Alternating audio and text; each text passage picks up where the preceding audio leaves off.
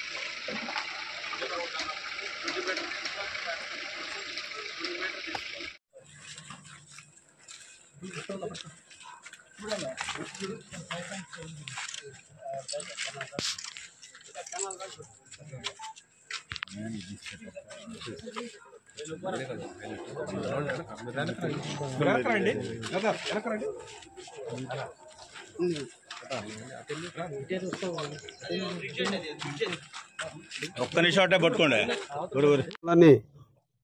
భూగోళ మండలం అదేవిధంగా కావలి పట్టణంలో ఉన్నటువంటి ఎల్సీ గేట్లన్నింటినీ కూడా సందర్శించే నిమిత్తం దక్షిణ మధ్య రైల్వే శాఖకు సంబంధించినటువంటి సీనియర్ డిఎన్ గారు అదేవిధంగా వాళ్ళ సంబంధిత అధికారులందరూ కూడా ఈరోజు ప్రతి గేటుని కూడా సందర్శించడం జరిగింది. కావలి నియోజకవర్గంలో ఉన్నటువంటి దగదత్తి మండలం మొదలుకొని అడవి లక్ష్మీపురం వరకు ఉన్నటువంటి అన్ని గేట్లు కూడా తొలగించాలి. అవకాశం ఉన్న దగ్గర ఫ్లైఓవర్ బ్రిడ్జీలు, లేని దగ్గర అండర్ బ్రిడ్జీలు పెట్టి ప్రతి ప్రాంతంలో కూడా ప్రజలకి అసౌకర్యం కలగకుండా ఉండాలనే ఉద్దేశంతో రాష్ట్ర ప్రభుత్వం అదేవిధంగా రైల్వే శాఖ తీసుకున్న నిర్ణయాల మేరకు ఈ రోజున అధికారులందరూ కూడా మన ప్రాంతానికి కూడా విచ్చేయడం జరిగింది. అయితే ముఖ్యంగా కావలి పట్టణంలో బుడంగుంట గేటు అనాదిగా కూడా ప్రజలకి గేటు ఉంది కానీ సౌకర్యాలు లేని పరిస్థితుల్లో ప్రజలందరూ కూడా ఈ రోజున చాలా ఇబ్బందులను ఎదుర్కొంటున్న చూస్తున్నాం. అందరూ కూడా ఉదయగిరి బ్రిడ్జి మీదనే నడవాల్సిన పరిస్థితి ఉంది. ట్రాఫిక్ ఎక్కువైన రోజు జామ్ అయినటువంటి పరిస్థితులు మనం అందరం కూడా చూస్తున్నాం.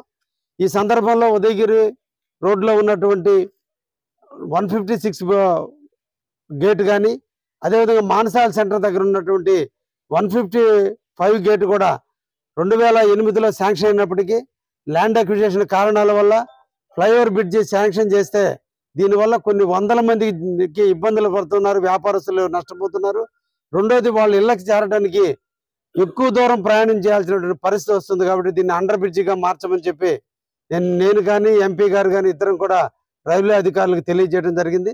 వారు ఈరోజు ఇన్స్పెక్షన్ నిమిత్తం కూడా కావలికి విచ్చేశారు.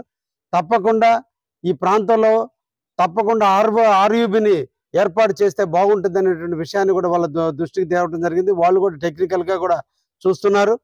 గతంలో ఆల్రెడీ ఫ్లైఓవర్ కోసంగా వాళ్ళు కట్టున్నారు. ఆ నష్టాన్ని R&B డిపార్ట్మెంట్ భరిస్తే అండర్ పాస్ కట్టడానికి రైల్వే వాళ్ళకి ఎటువంటి ఇబ్బంది లేదని వాళ్ళు కూడా ఇండైరెక్ట్గా సమాచారం చేయడం కూడా జరుగుతుంది. దీనికి సంబంధించిన గౌరవ ముఖ్యమంత్రి గారికి కూడా నేను ఆల్రెడీ దీన్ని లేఖ రూపంలో కూడా తెలియజేస్తున్నా.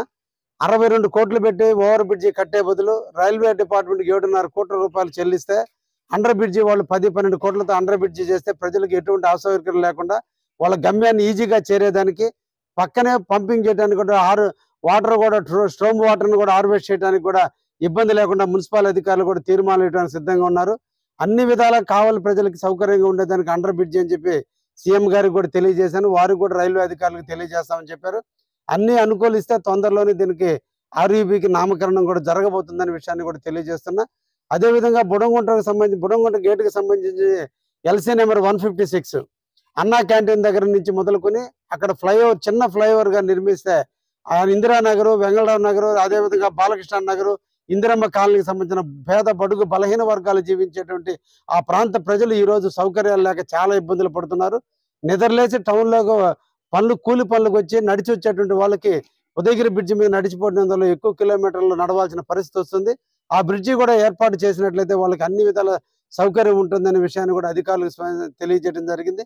వాళ్ళు కూడా ఈరోజు ఫీజిబిలిటీ ఉంది, తప్పకుండా దాన్ని నిర్మించేదానికి మేము కూడా సాంకేతికమైనటువంటి డిపిఆర్లు తయారు చేసుకుని పై అధికారులకు తెలియజేసి తొందరలో శాంక్షన్ చేస్తామని వారు హామీ కూడా ఇవ్వడం జరిగింది. ఈ రోజున మనకి డిఎన్ కావచ్చు, రైల్వే డిపార్ట్మెంట్ మనకంటే కూడా యాక్టివ్గా ఈ ప్రాంతంలో ఉన్న ప్రతి ఎల్సీ గేట్ని తొలగించాలనే దృఢ సంకల్పంతో వాళ్ళు చాలా యాక్టివ్గా ఉన్నారు. పిలిచింది తడువుగా వాళ్ళు వస్తున్నారు. నిజంగా వాళ్ళందరినీ పేరు పేరుని అభినందిస్తున్నా. ఇటువంటి అధికారులు దొరకడం మా అదృష్టంగా భావిస్తున్నా. మా కావలికి రైల్వే డిపార్ట్మెంట్ పరంగా అందరు అధికారులు కూడా ప్రోత్సహిస్తున్నందుకు రైల్వే డిపార్ట్మెంట్ అధికారులందరినీ కూడా అభినందిస్తూ వారి ఆధ్వర్యంలో కావలి నియోజకవర్గంలోని ఎల్సీ గేట్లన్నింటినీ కూడా అవకాశం ఉన్నంత వరకు ఆర్యూబీలు గాను, అవకాశం లేని దగ్గర ఆర్ఓబీలుగా మార్చి ప్రతి ఒక్క ఎల్సీ గేట్ని తొలగించి ప్రాణాలకు నష్టం జరగకుండా, మన జంతువులకు నష్టం జరగకుండా, ప్రజలకు ఇబ్బంది కలగకుండా చేసే దాంట్లో కావలి ఎమ్మెల్యేగా నేను నిరంతరం కూడా కృషి చేస్తానని కూడా ఈ సందర్భంగా తెలియజేస్తూ మరొక్కసారి ఒక యంగ్ అండ్ డైనమిక్ సీనియర్ డిఎన్ గారు ఈరోజు మనకు రైల్వే డిపార్ట్మెంట్లో వచ్చి మాతో పాటు ఇప్పటి వరకు కలిసి తిరిగి జనరల్గా అధికారులు ఏదో చూసుకొని పోతా ఉంటారు, కానీ వాళ్ళు చేయాలని ఒక చిత్తశుద్ధి, చేయాలని ఒక దృఢ సంకల్పం, ఈ ప్రాంత అభివృద్ధికి మేము కూడా పనిచేయాలని ఒక ఆశాభావంతో వాళ్ళు పనిచేస్తున్నందుకు మరొకసారి వారికి ప్రత్యేకంగా ధన్యవాదాలు తెలియజేస్తూ వారి ఆధ్వర్యంలో కావలిలో అన్ని బ్రిడ్జిలు కూడా పూర్తి అవుతాయని అందరి విశ్వాసంతో కావలి ప్రజానికానికి అందరికీ కూడా హామీ ఇస్తూ సెలవు తీసుకుంటారు. ధన్యవాదాలు.